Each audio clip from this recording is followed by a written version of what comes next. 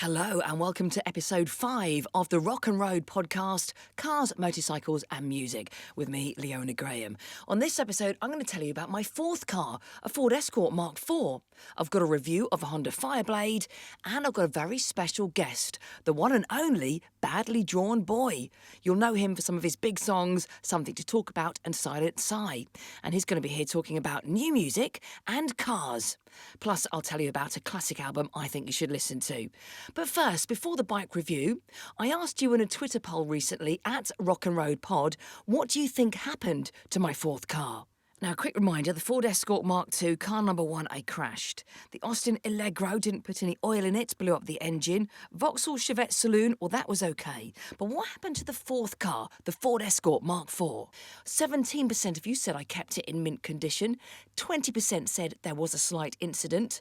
7% said other. And you gave some examples. Ricky said I drove it into a swimming pool, Keith Moon style. Marty said, was it taken away by space aliens? No. And Spud, did you crush it with the body of an ex-colleague in the boot? No, not that either, but thank you, Spud. 57% of you said, I totaled it. How dare you? How very dare you? Okay, I totaled it. You were right. So let me just briefly tell you what happened to this car. It was a white Ford Escort Mark IV, absolutely gorgeous black interior as well, so nice inside. It really felt like an upgrade from my more basic cars I'd had up until that point. I was in my third year at uni when this car came to its sad demise. I did, in fact, write it off. I was coming down a country lane late at night. I clipped a curb on quite a sharp corner. It spun 180 degrees and the car ended up facing the other way round on the grass verge. It's totally off the road. It was like some kind of stylish parking move from the Dukes of Hazzard or something. There was a telegraph pole there, typical, which I smashed into in the front of the car. Now, I was fine. Once again, it was an empty road. There was nobody about and no one was hurt. But the car... yes, total write-off this time. You can see a picture of me at the car scrapyard when I went to go and get my bits out of the car a few weeks later. Have a look at that now on Rock and Road Pod on Instagram. So that was the end of that. Coming up next week, the Astra years. Meanwhile, on this podcast, you can hear more about people's first cars. We will hear about Badly Drawn Boy's first car and why Hammerite paint came into matters. Now, though, it is time for the vehicle review.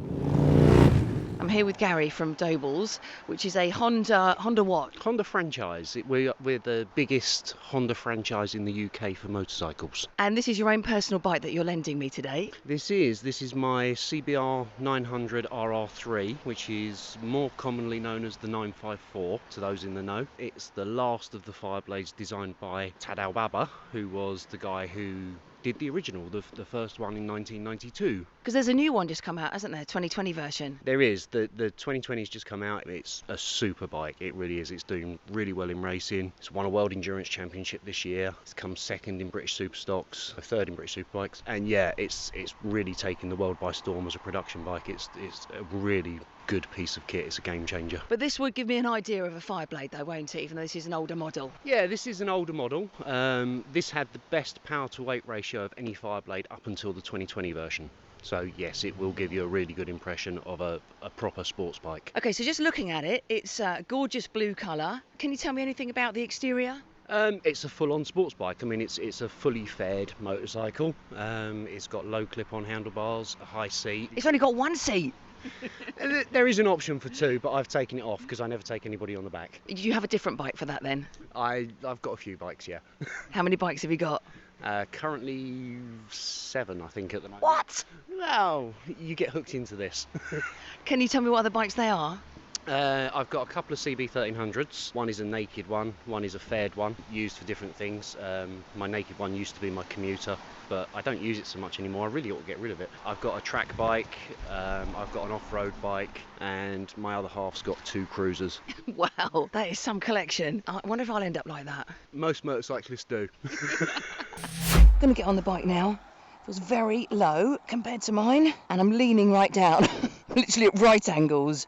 Okay, so I am on the bike and Gary's going to give me a quick refresher because I haven't used a manual for ages. So you remember gear levers on the left? Yeah, where is it? God, it's right back here. It's much further back, my left foot, yep. Clutch on your left hand all the way in. Yep. When you want to go to gear, just press down with your left foot. Okay, we're in neutral. Let's fire it up.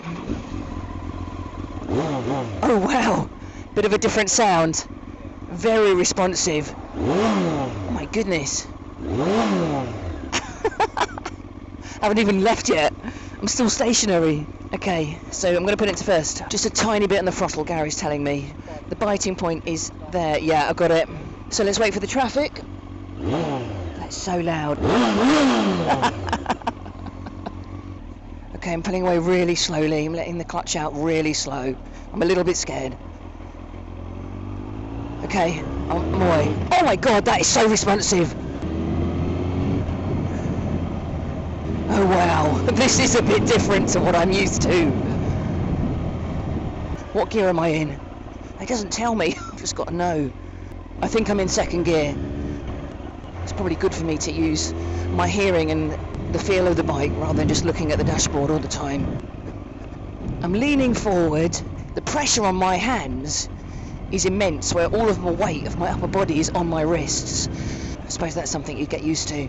Not only are you leaning on your hands, but they're leaning downwards as well, so it's sort of right on the edges of your hands. Yes! I tell you what, I feel like I'm gripping the road much better. I'm part of the road more, perhaps it's the riding position.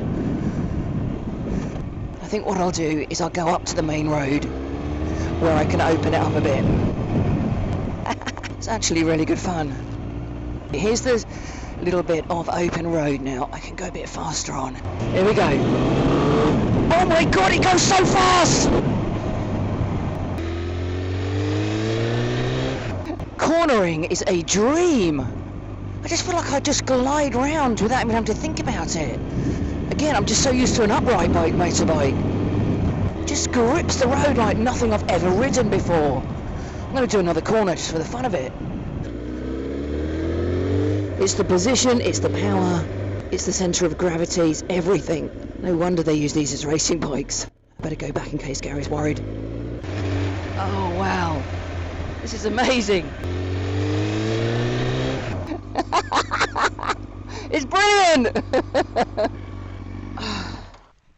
So I just got back. Gary, you didn't think I was going fast enough? No, I don't think you were using the revs very much. You were only using about a third of what you've got. No way! I couldn't have done any more. Not on a road like this. On a road like this, no. We'd have to go on an open track. Yeah, happy to do that. We'll take you out one day. Oh, okay. Brilliant, thank you. No problem at all, Leona. And in the coming weeks, I'll be trying out more motorbikes. But Honda has said about the new Fireblade 2020 version, it's got unprecedented levels of handling and outright performance. It's going to come in two colours, the Grand Prix Red and a matte pearl black. Prices ranging from £20,000 to £23,500. Now it's time for my special guest.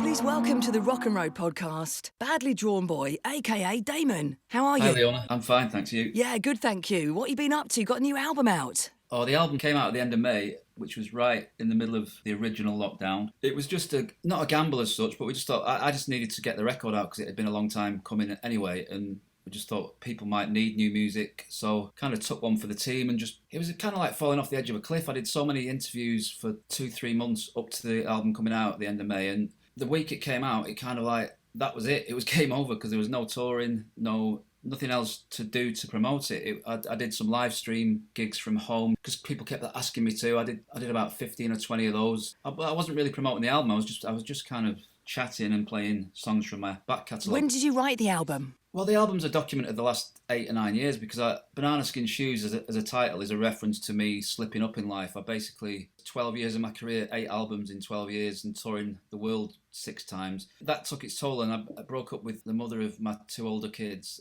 So the years following that, I met Leanne, who's now my wife.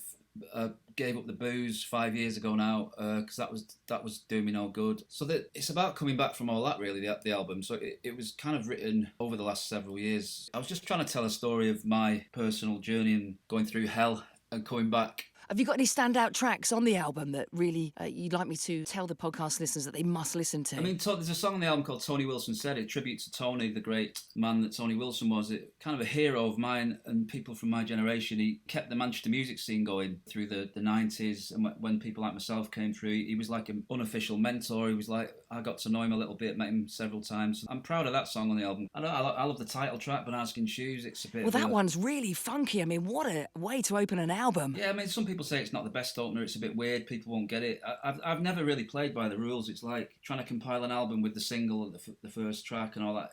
I can never really follow those kinds of rules. This album's, it's a document of me. It's a confused album. It's like a greatest hits album in that the songs don't belong together. There's no flow to it. I don't want it to be. It was kind of like, it's 14 songs just to remind people that I'm still here, because a lot of people have forgotten about me. I think not your core fan base, but I think the wider public kind of forgotten I exist. So I just wanted to come back with a strong set of songs. Definitely done that. I mean, the standout tracks for me are that first one you mentioned, Banana Skin Shoes. The second track, Is It a Dream? And I like track 11, Fly on the Wall. Fly on the Wall's a bit of almost a Northern Soul-y type tune. There's a lot of goodness in the album. There's a lot of goodwill to other people, to seeing the goodness in anything. I've always been about that with my music, but I'm also a confused individual. I feel as helpless as a lot of people do. You want to do good in the world, but you sometimes feel like there isn't the opportunity to do it. And at least with music, I can share something of an ideal. Definitely. Finding middle ground is very important right now. Just moving on to something completely different now. I would like to ask you, what vehicle do you drive? Well, the last few years I knew you were going to ask these questions, so I'm not shocked at the change of pace here. I drive a GTI Golf automatic, which I've had about 5 years now. Nice. What was your first vehicle? Well, I passed my test age of 17 roughly, and my 18th birthday, my mum and dad scraped together enough money to buy me my first car, which was a Fiat 126, those tiny little... Oh, they were tiny! Yeah, I had one of them. I mean, I was overjoyed with it because it was my first car. It had a little starter handle where the gear stick, where the handbrake is, a starter handle that you put the key in and pull the handle. I didn't like the colour of it. It was yellow, like a bright yellow. It was going rusty anyway. It needed a bit of care and attention, so I painted it with Hammerite paint, which was a real mistake. I just thought I'll give it a go and painted it. And the first time I put petrol in, the petrol took the paint off. I painted it black, basically, like the Rolling Stones song. That is hilarious. Now, what is your dream vehicle? Because of the environment issues and stuff, a friend of mine's got an electric car. I think it's a Tesla, and it's, in essence, those cars are the future. And I've had a go in one of those, and it's amazing. There's hardly anything on the dashboard, just a laptop. Just completely computerised. Yeah, it's amazing, and they're pretty fast as well. I mean, you put your foot down, you get thrust back into your seat. Not that you're meant to drive like that, but he showed me how fast it could go, and it's ridiculous. So I'd like to get something like that in the near future, if they become more affordable, though. I mean, I love my Golf, I have to say. Golfs are just a no-nonsense, get-around car. I used to, several years ago, I used to be into bigger cars, like just chunkier four-wheel drives and stuff, but again, for the environment and where I live in Chorlton, Manchester, it's kind of tight, pokey roads, and the Golf's just the best thing. Automatic as well. I never thought I'd like automatics because I obviously learned to drive as a manual. Yeah, same here. I couldn't have anything else now because it's like driving a bumper car. Yeah, I couldn't go back to a manual now either. Just coming back to music now, what do you like to listen to when driving? Being a musician, you'd think I would have a music playlist, or I tend to just listen to the radio. I love listening to the radio. It's one of the times when I'm in my car is when I put the radio on, and it might be Absolute. Usually is. I hope so. Yeah, Absolute. 80s, 90s Absolute radio itself. It's mainly radio stuff. Like I'll flick around and find a song, which is daft really, because you've got the technology. I can hook my phone up by Bluetooth and play whatever I want. It's good whenever I'm giving the kids a lift, especially my son Oscar, who's just passed his test. When I give him a lift anywhere, he just gets his phone out, hooks up to Bluetooth, plays me some songs that he wants me to hear. So I love it when that happens, and he'll just enlighten me to some bands that I've never heard of, and like American indie music like I used to love when I was his age. I'm absolutely delighted though that you still listen to the radio, because that is why we're here. So it saves you having to flick through your phone and find something, so that is brilliant. But the same for the younger generation. They don't even bother with the radio. They're straight to their phones, aren't they? Maybe it's because of old habits, but I do value the radio because it's a service that's there. There's somebody, and I'm not just saying this because I'm talking to you, it's just there's something comforting about radio. And you can flip channels, you find something you like, listen to that for 20 minutes, listen to if you like a show that you regularly hear, you'll put that on every day. There's just something kind of reassuring, especially in the last several months, that radio's been an even more important medium than ever for me. It's like, especially when I get in the car, because it just kind of, I don't know, it makes me feel stabilised. It's something that you've always been aware of. It's familiar, and it's reassuring that people are chatting about the world, and it's connective. Yes, for sure. Well, thank you so much for saying that. Okay, so finally, Damon, what is your favourite car out of all the ones you've had? Would it be the Golf? I've had so many bad cars. Before I was successful at doing music, and I had enough money to buy a decent car. Like a lot of people, I went through years of clapped out bangers and breaking down a lot, having to be rescued. My dad rescuing me. But that I love as much as I love the Golf. My favourite car of all time was the first car I bought with my own money was a Lada. Believe it or not, a Lada Niva Cossack Jeep in which is different to a Lada. So it's like 1994. So I was 24, and I'd saved up enough of my wages to buy. I just got a bee in my bonnet. I wanted this car. If people remember a Lada, they're not. You don't see them a lot these days. They were pretty rare back then, even. But I managed to find one in Automart or whatever, the magazine at the time, and it was just the memories I've got with that car. The year 1994. It was just an amazing car, and it had a brilliant stereo in it, a cassette player. So I bought a lot of albums on cassette in those days. They were quite popular. 1994 was a year for brilliant albums. Guided by Voices, Ween, Flaming Lips had a great album out that year. There was tons of great music in the early 90s, American indie bands that I was into. So I'd just drive around in that car with a great stereo.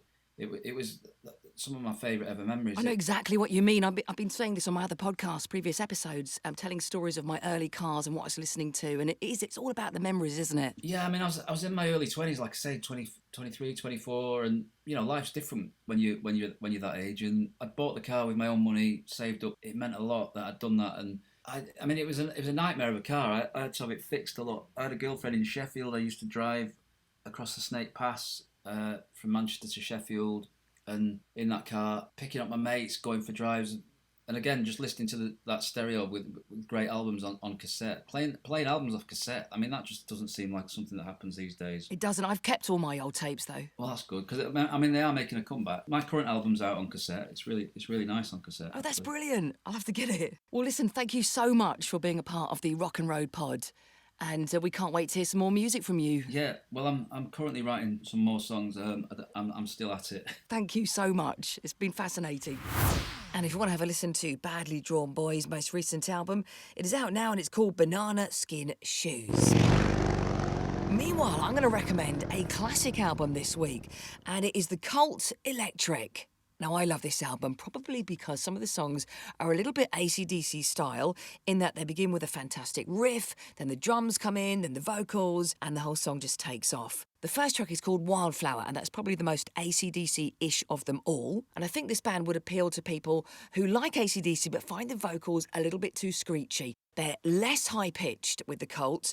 Great vocals from Ian Astbury, of course. Third track is one called Little Devil, which was their biggest hit. It's a fantastic rock and roll tune, and I still play this loads on the Absolute Classic Rock Party on a Friday night. Another track you must listen to is Love Removal Machine.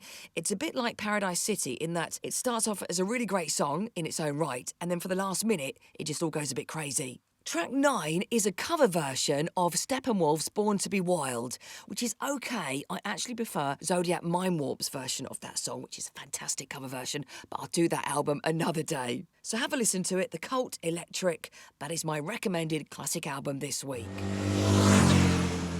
And that's almost it from the podcast. Oh, I hear you cry. We haven't heard from Harley and Dexter. And I don't know why we need Dexter on the podcast. What do you think, Dexter? Yeah. You think yes? Yes what? Yeah, I don't need to be on the podcast. Oh, you don't need to be on it? Great, off you go then. No. Have you got anything interesting to say?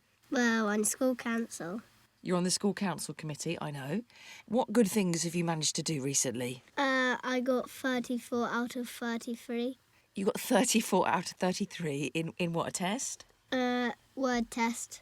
In a word test. Okay, anything else exciting happening? What about in football? I scored a goal and I won a trophy. I know, you scored a goal. That was the most exciting thing I've ever seen ever happen. And you've turned me into a complete football fanatic now. OK, Dexter, well, that is your time on the podcast. Have you got any words of wisdom you'd like to share with the listeners of the podcast? Wisdom. OK, and on that note, we'll see you next time. Bye. So remember, to catch up with what's going on in the Rock and Roll Pod world, follow me on all the socials, Instagram, Twitter, Facebook, at Rock and Road Pod. Watch the whole episode with pictures on YouTube. That's on my YouTube channel. Just search Leona Graham YouTube, Badly Drawn Boy. You should find it. And I also want to just say big thanks to a couple of people. You mean me? Oh, hi, Harley. No, I don't mean you, actually. But seeing as you're here, what's going on with you? Well, I've got you another load of listeners because I'm the main event in this show. You've got me another load of listeners. Yes. That's what you're saying? Yes. And you think you're the main event? Yes. Have you been out and interviewed Badly Drawn Boy? Yeah, sure, fine. Thank you. I rest my case. All right, well, I've got some philosophies for you. Would you like to hear them? I would. Let me introduce you. Harley's Lockdown Life Philosophies. Dreams are just scenes from alternate universes. Shirts are tops that can open and close. Harley's Lockdown Life Philosophies. Thank you, Harley. You're welcome. So back to my thanks, and thank you to @TheRockingTech for all the pictures to go with the YouTube video, and thanks to my new editor @WilkyWaves. Thank you for listening. Episode 6 coming soon. Keep up to date with all the details on @RockandRoadPod.